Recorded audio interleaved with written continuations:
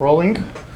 Ladies and gentlemen, as you can see, we have Rebeka today interviewing me about one of my books, and we're looking at the negotiations and bargaining strategies.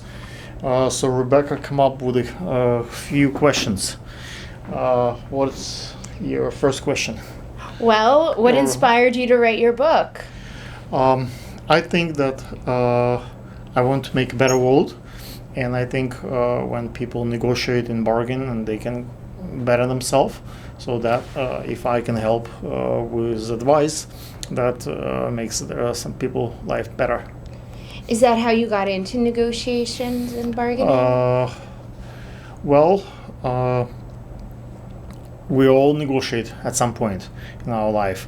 When we start as a kids, we negotiate for toys, we negotiate for food. So like everybody else, I negotiate when I was a child. I didn't have the cash probably to pay to my parents, but I was negotiating with hugs and kisses. But that's still negotiation. So for me, it was like for everybody else, I just happened to be good at it, and having quite a few decent jobs. That's why I had some interest in the being selling and bargaining strategies. Yeah, so you must have had a successful negotiation with your parents. One of Yes. them. What was your most successful negotiation that you had with your parents? My most successful negotiation with my parents. Yeah. I get quite a few interesting animals at home. Oh. I get to have the tiger, I get to have the crocodile, I get normal kids don't have monkeys and even the little small elephant I had for a couple of days. So the normal people don't get that kind of animal pet zoo at home. Oh no, you are very good at what you do. Well, my grandfather was the director for circus for many years, for like 50 years, and having that position, obviously he had access to all kind of exotic animals, and whenever they needed, and I love the animals, so whenever they have a baby tiger or a baby elephant, I was, usually they would stay in the circus, but sometimes having, big, property and stuff, we would be able to accommodate that kind of pets. I think that's something not every child have in childhood. I have marks, scratches from bear and the tiger, so I actually have scars from, real animals. From your negotiations. But yes, yes. Let's go back to the line of questions that you have. So the science, right? So how did you learn to the next question was actually. Let's see. It was how did you come up with a scientific measurement for the success of a negotiation? In science, so there are certain ways to measure things, and whatever is appropriate in the world of science, facts and the experiments. And so there are I'm not the first one who does it. So when you go to school for bargaining, for negotiation, game theory, you get to learn what other schools of thought done, and so you just follow the path. So it's really difficult to do something really, really drastically new. As long as results are there, and as long as they are verifiable and could be repeat with other scientists, I think that's a fair system. Is there a certain field that you focused on when you were doing your scientific measurements for the success of negotiations? Not really. I'm mostly was interested to break it down from the very kind of complicated language with lots of professional terminology to build that something that normal folks who don't have to learn all that complicated research terminology, they can actually apply that and measure whether you have a sale or you have a lead or you build a relationship, like how the negotiations could be measured, because people just say, oh, if you you have not completed with the sale today, that's a failed negotiation. Not necessarily. If you build additional couple of leads, if you build relationship, if the sale will come like a few months later or much larger scale, that might be also success. So there are different ways to measure, not only on today's or like bottom line. Yeah. So how do you define success? How do I define success? One thing is if you're happy with yourself with the results. Another thing could be perhaps if you better yourself in the process. So you might not accomplish a sale at that moment, but you change your technique, you learn something, so next time you don't make those mistakes. That also could be a success.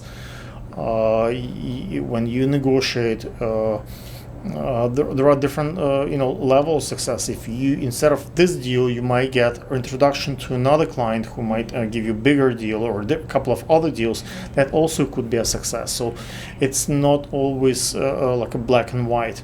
There are tangible things at stake and intangible. Yeah, I bet that helps viewers who are watching this, who are in the process of learning to become better salespeople. And how did you learn to, or what was your process with negotiating with really strong salespeople when you were a beginner, and then how has it changed over time?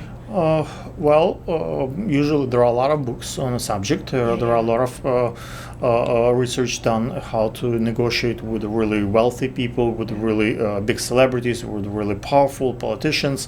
So usually the techniques, like when you're holding a smaller position or like a beginner, comes in biology.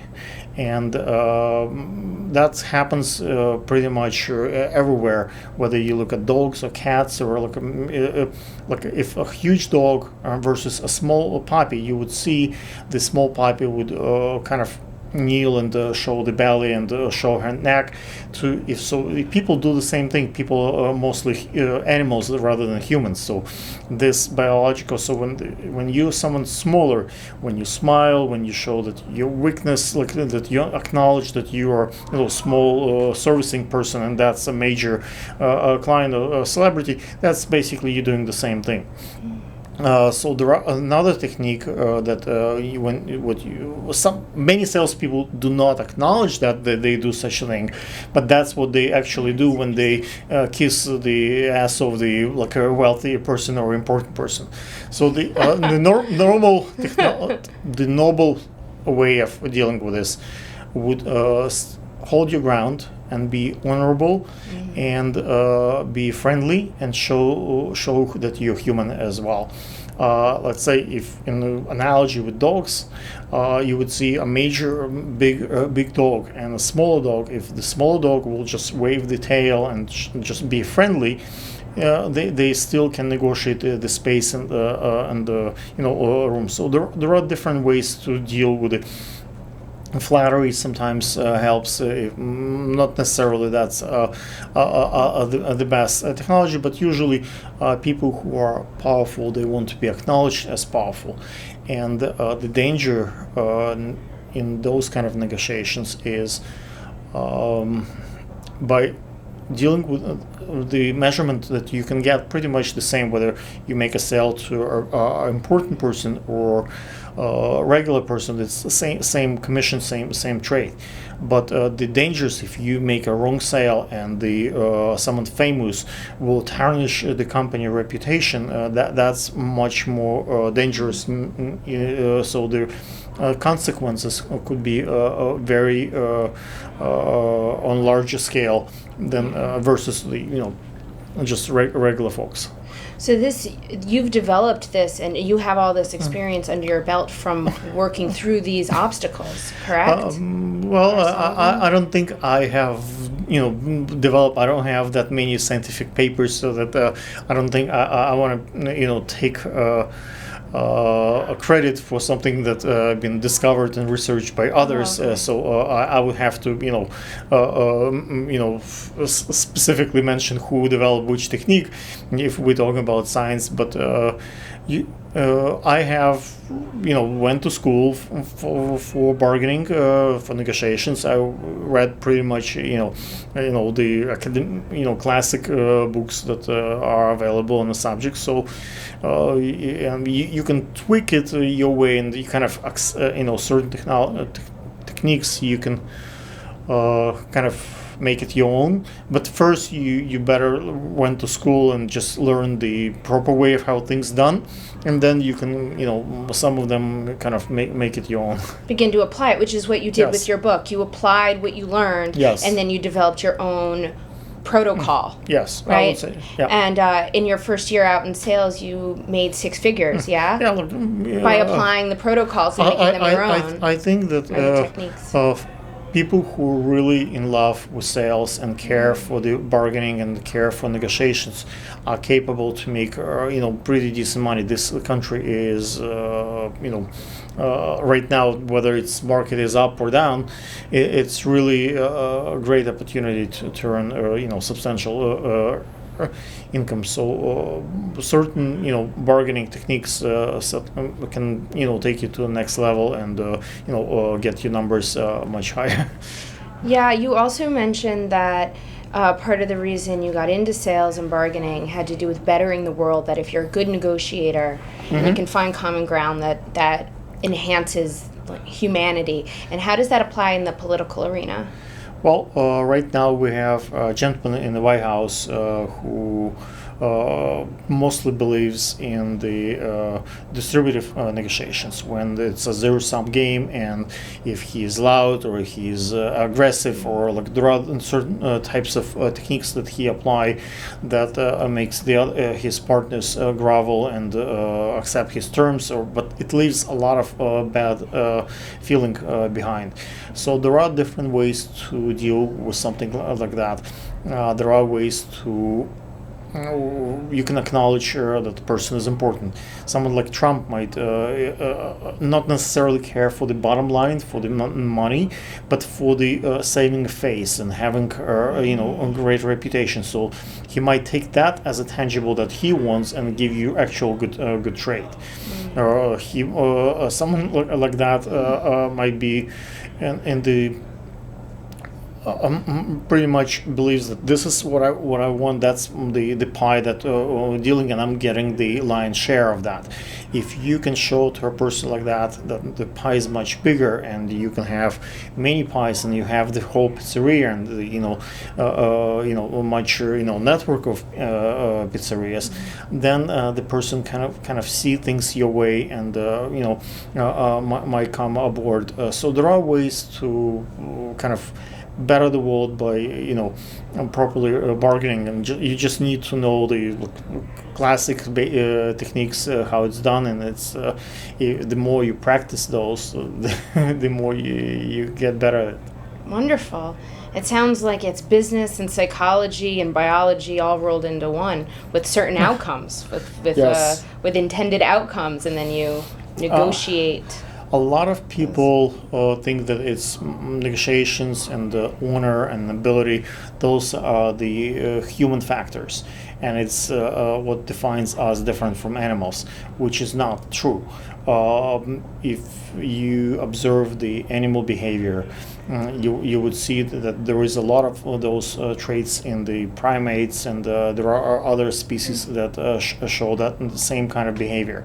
So if person really understand where the fundamentals behind this, like a woman wants to advance herself or in a career, and she use her sex appeal for that. Certain people might not agree with this, but the reality is, if you look in the animal world, that's what's happening there. That's where the basis for that comes. So if you kind of know what's the biology behind this, you might be more successful. And better things, there are different ethics and versus morals. Maybe we might talk about the difference in those one day. Let's see what else we didn't cover today. What we planned. What suggestions would you have for people starting out in sales and negotiations? I think that for folks who are new to the process, or just observe yourself, see where your faults are. Maybe get a couple of decent books. Maybe you can read my book on negotiations. Practice, go to school. There are plenty of places to practice and learn, and there are plenty of YouTube tutorials, and there is a whole industry of folks who do care how to bargain, how to negotiate, and there is no need to pay for the seminars, for the fancy schools. A lot of those people just take your money, and they give you something. But what you can do for free right now with the Google and internet and things is tremendous. So I don't think there is a necessity to invest a tremendous amount of money on this. Just read the decent, credible sources, and see their true nature. Is that done just to improve things, or it's done to better the person who trained the seminar? If the money is pretty much substantial, probably you can read the same thing for free on the internet. So I think just read, practice, apply, and get fundamentals. Yeah, that sounds great. And you also mentioned the process, that to acknowledge that things may not look the way you think they're supposed to. Cognitive bias is very important when you negotiate, because some people usually care for themselves, so they do not listen to the other party. So if you learn to kind of see yourself from on the side and separate yourself from the position that you're holding, you can just look at two positions and you partner with the other side, and that might be helpful. There are plenty of techniques how to look at negotiations, but I think that if you have humanity, and if you understand the biology behind why you negotiate, why the other party negotiate, what's at stake, if you can the more you know about the other party and research them, and the more you prepare for the negotiations, the more planning you put into this, obviously the better results might be. That's wonderful. Is there anything else you'd like to share for the camera, for the people watching? I think hopefully if you guys like what we discuss here, maybe we'll record another one of those videos. I think Rebeka did a tremendous job on the fly. You should know, I asked Rebeka this a few days ago, and we didn't do any practice and preparation, and Rebeka, I think, did a great job of asking me questions. So if you like to have a host like that on our channel, we look into those. So your comments on Rebeka's performances, in addition to my information, would be greatly appreciated. So I would know whether you guys want to host like that. Okay? Okay. Thank you.